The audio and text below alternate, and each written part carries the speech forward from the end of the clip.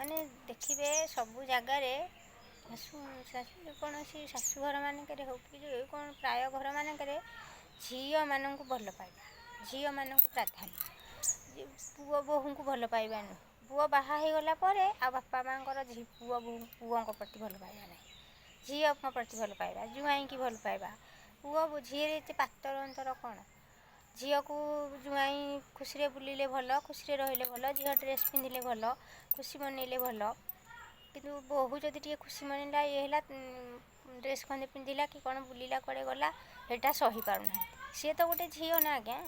ତେଣୁକରି ଝିଅ ବୋହୂକୁ ସମାନ ନଜରରେ ଦେଖନ୍ତୁ। ଟିକେ ସେମାନେ ଯେତେବେଳେ ବାହାଘର ହେଇକି ସଂସାର କରୁଛନ୍ତି ତାଙ୍କଠୁ ଟିକେ ଦୂରେଇ ଯାଆନ୍ତୁ। ତୁମେ ତାଙ୍କୁ ଟିକେ ଛାଡ଼ି ଦିଅ କିଛି ଦିନ ପାଇଁ। ଆଉ ତାଙ୍କ ସୁଖ ସମୟଟା ତ ସେ କଷ୍ଟରେ କାଟିଦେବେ। ଆଉ ତୁମେ ସେବା ପାଇଲା ବେଳକୁ ତାଙ୍କଠୁ ଯେତେବେଳେ ଚାହୁଁଛ ସେ କେମିତି କରିବେ ସେବା? ସମଠୁ ତୁମେ ତାଙ୍କଠୁ ପୁଣି ସେବା ଚାହିଁବ। ଯେତେ ଝିଅକୁ ଭଲ ପାଇଲେ କ'ଣ ହେବ? କେଉଁ ଝିଅ କାହାର କିଛି ସେବା କରିବନି, ସବୁ ପୁଅ ବୋହୂ କରିବେ। ତେଣୁକରି ପୁଅ ବୋହୂ ଆଉ ଝିଅ ଜ୍ୱାଇଁଙ୍କ ପ୍ରତି ଯେ ପାତର ଅନ୍ତର କରନ୍ତୁ। ସବୁ ଜାଗାରେ ଝିଅ ପ୍ରତି ଅଧିକ ଭଲ ପାଇବା, ପୁଅକୁ କମ୍ ଭଲ ପାଇବା, ବୋହୂକୁ ଭଲ ପାଇବା ନାହିଁ।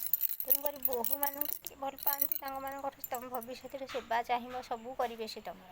ତେଣୁକରି ବୋହୂ ଝିଅରେ ପାତର ଅନ୍ତର ଦୁନିଆରେ ଚାଲିଛି, ସେ ଜିନିଷଟା ଟିକେ କମାନ୍ତୁ। ବୋହୂ ଝିଅ ସମାନ, ସେ ଗୋଟେ ଝିଅ, ଇଏ ବି ଗୋଟେ ଝିଅ, ତାର ବି ସେଇ ଏକା ମନ ଅଛି ନା। ଆଉ ସିଏ କ'ଣ ତାଠୁ ଅଲଗା ହେଇଯିବ? ଝିଅ ଆଉ ବୋହୂ ପାତର ଅନ୍ତର ସେ କରନ୍ତୁ। ଆଜିକାଲି ସେ ପୁରା ଭାବରେ ସେଇଟା ଚାଲିଛି।